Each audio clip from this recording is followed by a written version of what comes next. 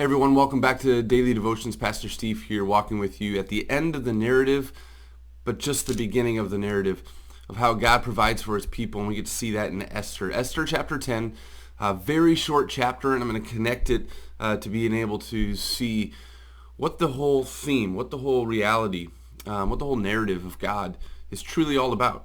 That he is a God of life, he is a God of provision, he is a God that intervenes for his people. And so as we've gotten to see that over and throughout Esther, we get to see that Purim is now celebrated, it's now put in place in this last chapter, chapter 9, and a festival, a feast of celebration that the Jews were spared, that they were not annihilated, but rather the opposite, that they were rescued, and they were rescued by the people that God had put in place in the right time to be able to actually just speak up towards his people, to actually sacrifice of themselves to be able to be in the place of help and of rescue. And that was the people, Esther and her uncle Mordecai. And as we get to see those two people throughout the narrative of Esther, we get to see people come and go. We get to see people step in, and then they actually step out. King Xerxes is the king of Persia, and he's been throughout the narrative. But Haman comes in and Haman comes out. Esther comes in and Esther remains, but we don't even get to hear about her in chapter 10. The narrative that's named after her, this last part, is all about the one that was a mentor, the one that was the providing voice for Esther, Mordecai. He is raised into this platform to be able to be honored and to be able to be known throughout history now. Now, Esther is something known throughout history as it makes its way, and obviously it's a book of the Bible. Mordecai is placed into the annals of the kings, from Media to Persia, the history of the world, and you'll know the name Mordecai.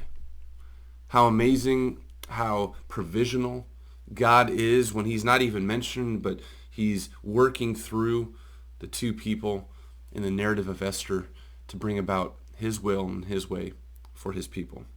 Chapter 10, very short chapter, but like I said, I'm going to link to it in just a little bit to another scripture. It says, in verse 1, chapter 10, King Xerxes imposed tribute throughout the empire to its distant shores. And all his acts of power and might, together with a full account of the greatness of Mordecai, to which the king had raised him, are they not written in the book of the annals of the kings of Media and Persia? Mordecai the Jew was second in rank to King Xerxes. And so as you get to see this, one who was supposed to be dead, one who was supposed to be hanged on the gallows,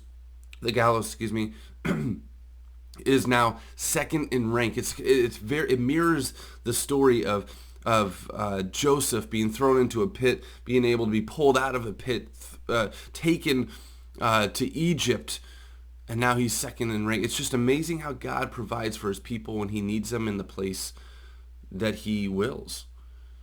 And so God's purposes will always be accomplished.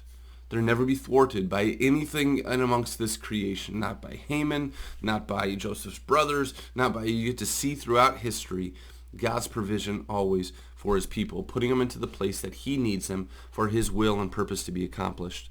Mordecai the Jew was second in rank to King Xerxes, preeminent among the Jews, and held in high esteem by his many fellow Jews, because he worked for the good of his people and spoke up for the welfare of all the Jews.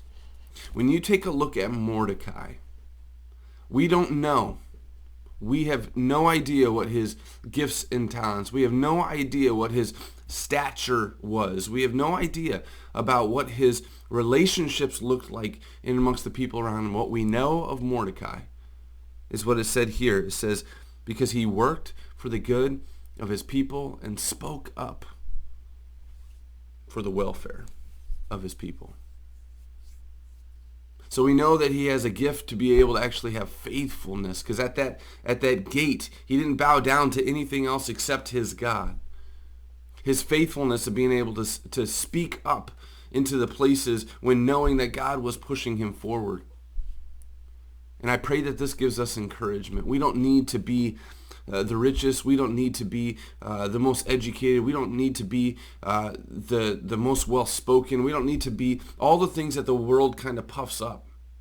In amongst this Persian kingdom, Mordecai comes forward because of his faithfulness, because he would speak well and speak up for the welfare of his people, that he would work for the good of his people. And what an opportunity we have as Christians, as ones who follow Christ, the ones who have been implanted within the gospel that overflows from our lives and can be a blessing to others. How beneficial and what a great opportunity we have this day, to be able to do good for the people around us. Work for the good of not just our people, but the people around us, our neighbors, our family, our friends. To speak well of, to actually speak up for those that maybe aren't speaking up for themselves. And so what an opportunity we have as followers of Jesus, as people with a history of Esther. God's given us gifts and talents. God's given us riches and blessings, whatever that may look like. But we use it for the good of others, to speak up for others, so that God is present, so that God, he's always present, God will be seen and giving glory by how we treat others. That's how people will know the love of God. Jesus speaks about it all the way. Love one another as you've been loved. This is how they'll know that you're my disciples. This is how they knew, frankly, and this is how God raised up Mordecai, through his faithfulness on his servant attitude towards others. The righteous will prosper. That's what it speaks about. Psalm chapter 1, I'm just going to read it to you real quickly because I think it just gives that whole theme, that oversight of the book of Esther.